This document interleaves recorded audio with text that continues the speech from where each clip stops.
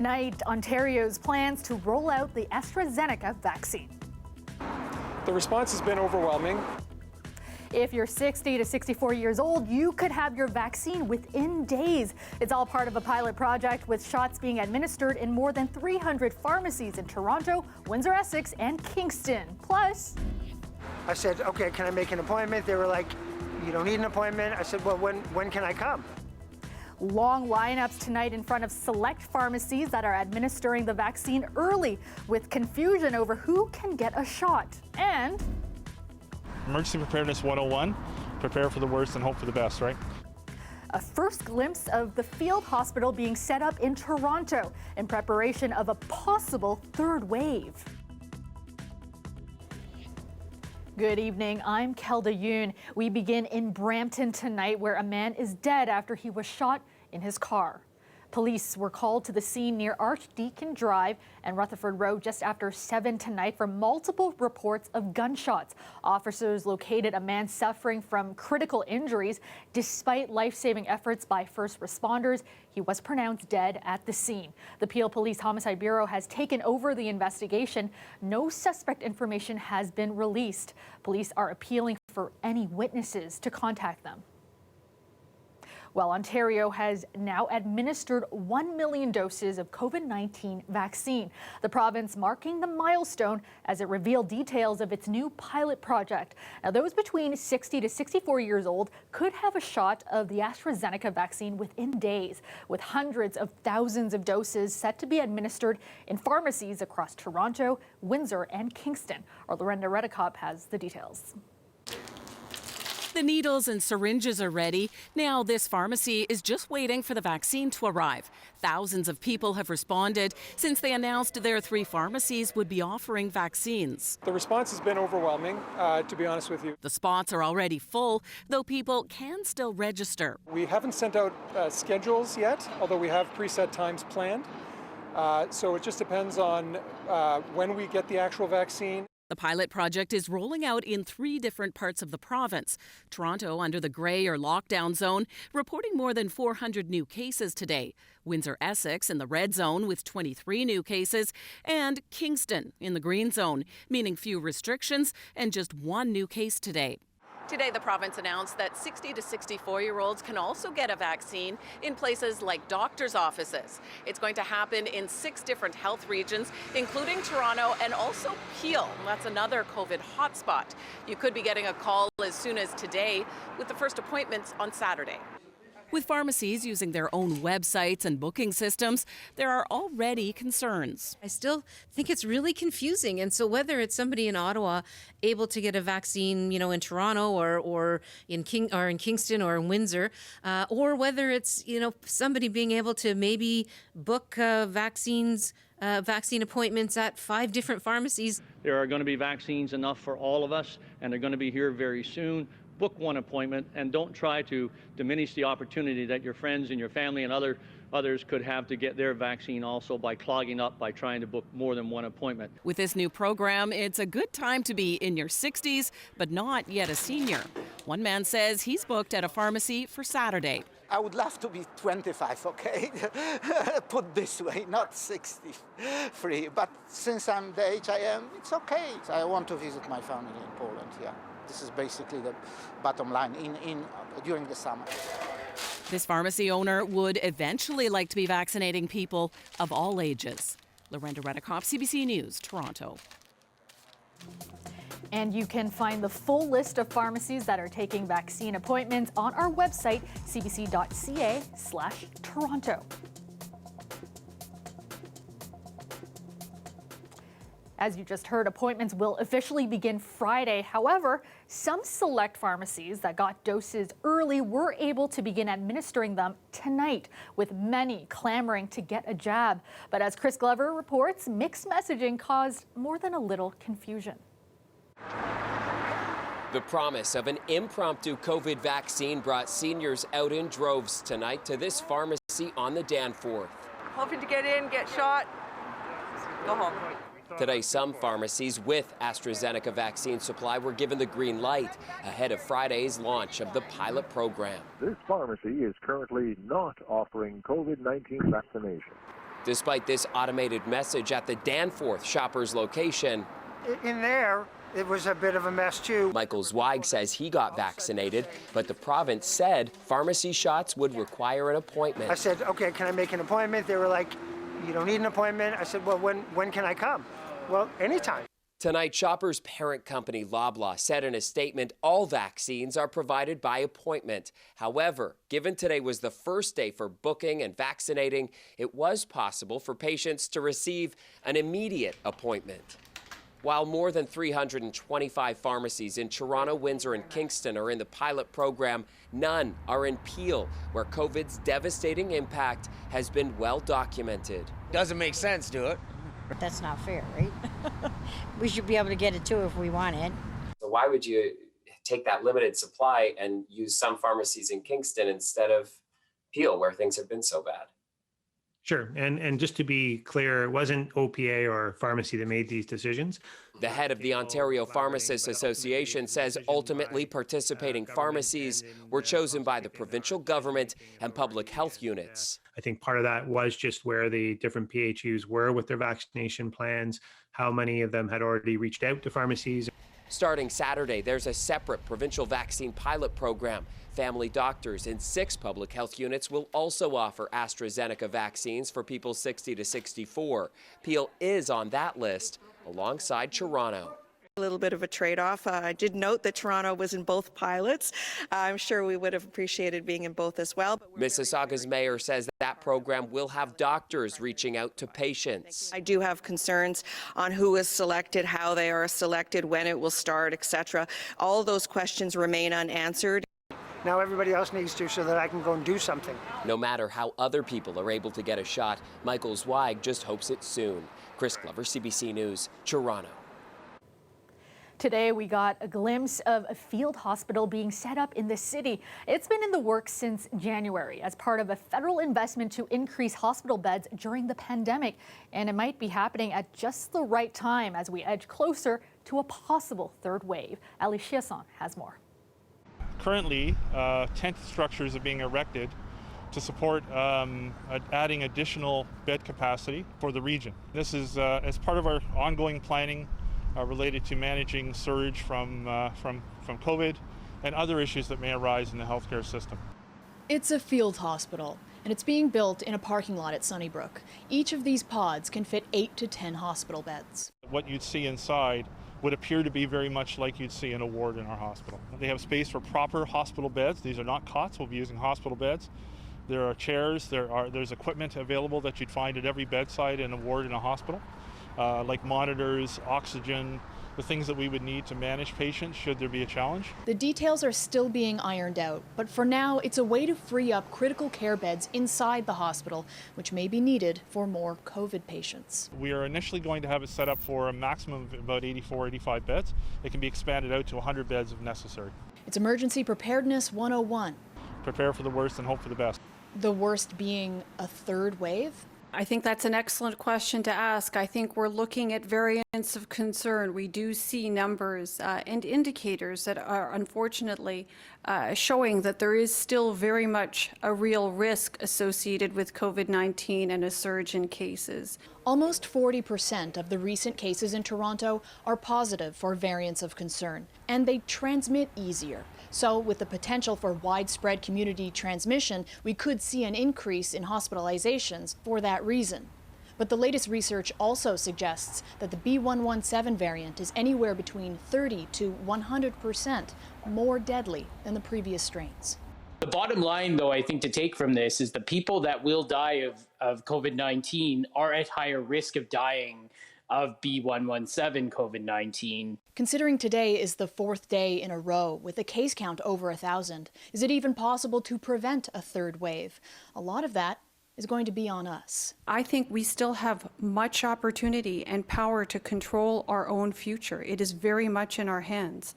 And I would just encourage people to continue to practice those self-protection measures, to get the vaccine as soon as their turn becomes available. And then we can all get back to the kinds of lives that we would like to return to. Ali Chiasson, CBC News, Toronto. With COVID-19 numbers on the rise in some emergency homeless shelters, Ontario is kicking in an extra $255 million to help manage the outbreaks. Toronto will get more than a third of that money. But as Greg Ross explains, there are already concerns it won't be enough. In order to prevent further outbreaks, we need to act now. The Minister of Municipal Affairs says the more than $250 million of additional funding the province is investing to protect the homeless during the pandemic will save lives. He says it gives municipalities the ability to continue providing safe housing for the homeless. This can include acquiring motel and hotel spaces, hiring additional staff, and adding to rent banks to prevent people from becoming homeless and purchasing cleaning supplies and PPE. All things Mayor Tory says Toronto has been doing since the start of the pandemic. So really the provincial money is helping to compensate us for those kinds of expenses, as well as things like PPE and disinfection and other expenses we've been put to as a result of being in pandemic time. But some advocates say they're already starting to worry about what's going to happen when we're not in pandemic times. And when this funding is over, what's going to happen to the shelter system? Susan Bender is the manager of the Toronto Drop-In Network. She worries that once the pandemic is over, many will be forced out of hotel rooms and back into dorm-style shelters, which she says are never entirely safe. I mean, we've had outbreaks in shelters before. We had tuberculosis outbreaks, SARS outbreaks. She says more and more people have also been forced out onto the streets because of the pandemic. The number of evictions that are going through the system in Ontario and in Toronto are astronomical. She says the best solution would be for the province and the city to start investing more money in programs to prevent homelessness. I think this funding that's coming out isn't sufficient to do most of the more systemic changes that are required, that are actually going to change the situation, change the vulnerability, change the number of people going into homelessness. She says the funding also doesn't address the hundreds who are living in encampments, many of whom she says don't feel safe in the shelter system. Greg Ross, CBC News, Toronto. A heads up, the TTC is shutting down part of Line 1 next week. It will be closed from St. George to St. Andrew stations starting Monday, March 15th until March 24th. Shuttle buses will replace the trains. The 10-day closure will allow the transit system to make repairs while ridership is reduced because of the pandemic. Owners of two massive pieces of land east of Toronto are hoping their site will be picked for a new warehouse development. We're looking into how the Ford government appears to be favoring one of the bids after the break. Plus, we set some new record highs around the area today. I'm meteorologist Colette Kennedy. I'll tell you where and just how warm it will be and wet as we go into Thursday. That's coming up.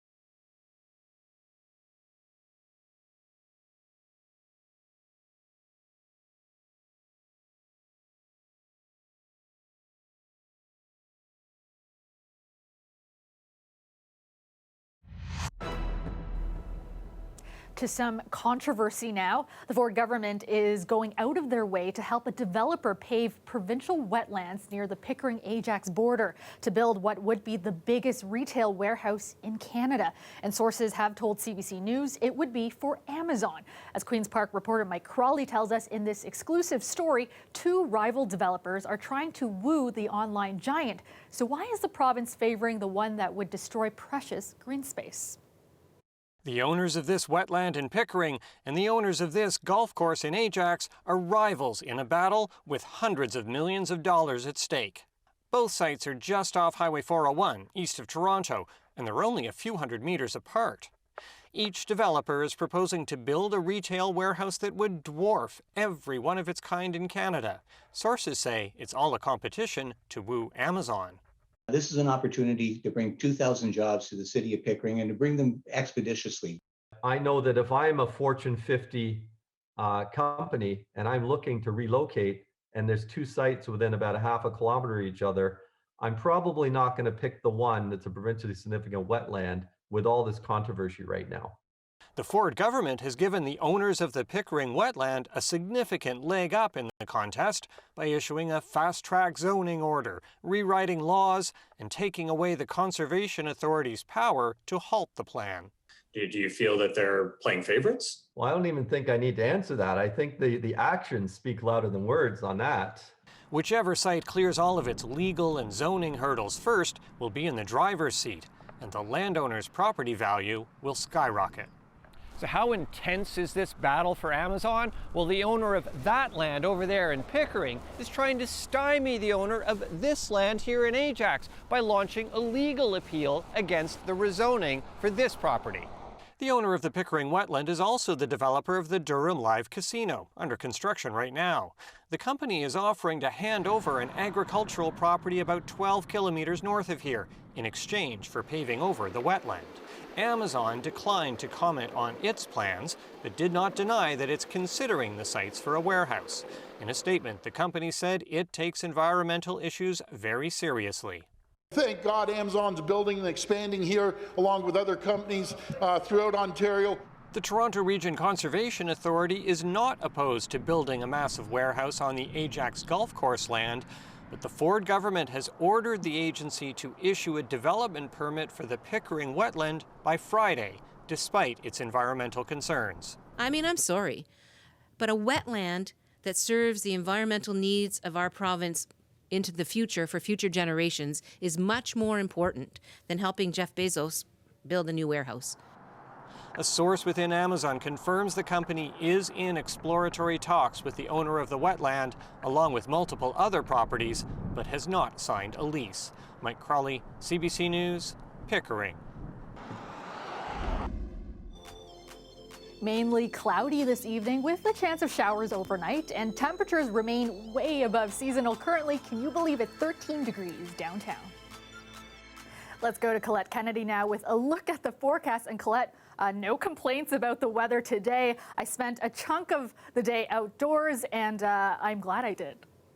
Oh, Kelda, I'm so glad to hear you got a chance to do that, and I hope folks at home also had a chance to enjoy a little bit of this early piece of springtime. And you know, the winds are out of the southeast much of the day for Toronto and for Oshawa. You can see the numbers a little bit cooler. However, where we got into a southwesterly flow a bit earlier, we did have some records, including for St. Catharines, 20 degrees. Hamilton, this reading 17, but we have a couple of different reporting centers there, actually 19 degrees into Hamilton, 18 for Burlington, a new record as well. And hey, today, just a nice temperature there to hit a daytime high in Windsor of 19 degrees, whether or not we get to records. There's a look at some of the showery activity moving in as the system comes in through the overnight hours. So you get a little bit and then kind of a break for southwestern Ontario before the next line comes in. Whereas for the GTA, we're actually going to see this move in, lingering into the early part of tomorrow morning. So yes, it's a bit spotty in nature, but there'll be some areas where things will be a little slower, moving a little more slowly because of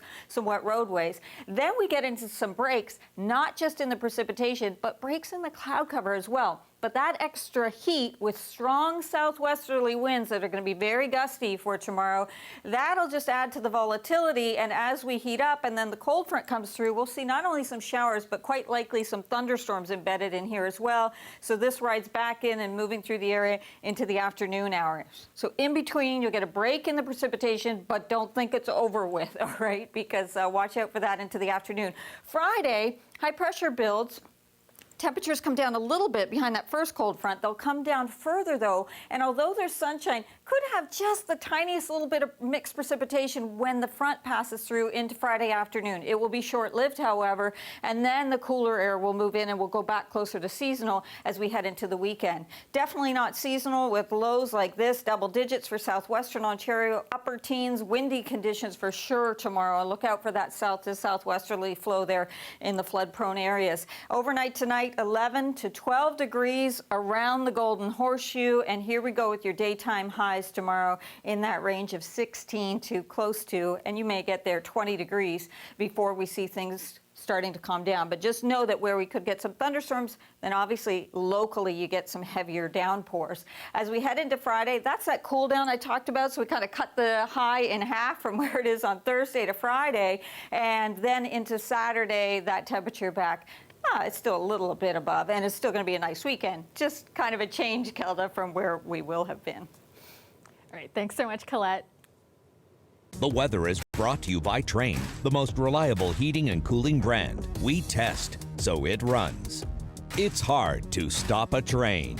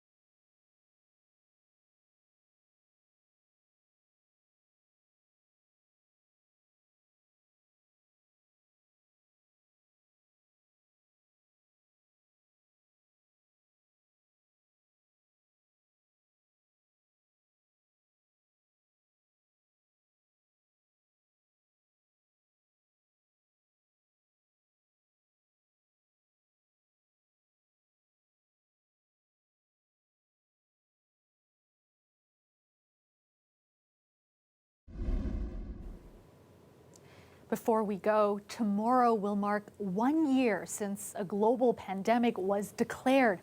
And today at Toronto City Council, the city's poet laureate A.F. Moritz opened the session with a piece dedicated to what he called the plague year. Here is his reading of Exactly Here the Marvel Spoke. You staggered from death to death. You dragged yourself from the silent window where an old face looked out and knocked with twig-like fingers at children trying to shout in through the crystal silence. Grandma, Babushka, Aljida, Babcha, Nani, Daddy, Abuelita, Nana, Bobe, Ba, Najimama, Nona, Bati, Jiajia, Abo. The cries broke on all the walls and forbidden doors of well-meant homes of rest. And how you longed to go in, to sit by them, hold them each in their dying. How you longed for death to be again as it should be, the dying one among us. And exactly here the marvel spoke. Your eyes grew clear, you were holding them. In your shattered longing, you grasped them. The dividing plague could not divide. We remained one. We still died with the dying. They still lived with us. So we go forward through our home, Toronto, meeting place, and every tree and corner, every shop window that our grandmother knew. Every neighbor who once loved to talk with her, who always stops us to recall the same tender story, is a star now, a star of soft, radiant memory. I wish I could put my arm around your shoulders, be beside you. Soon. It's March, winter kisses spring. We don't have far to go, only from dusk to morning, to gather the fragments of disaster in music and tears. I see, hear, love the men and women all around me. I'm with them. I am here. I hug them in the body of my song.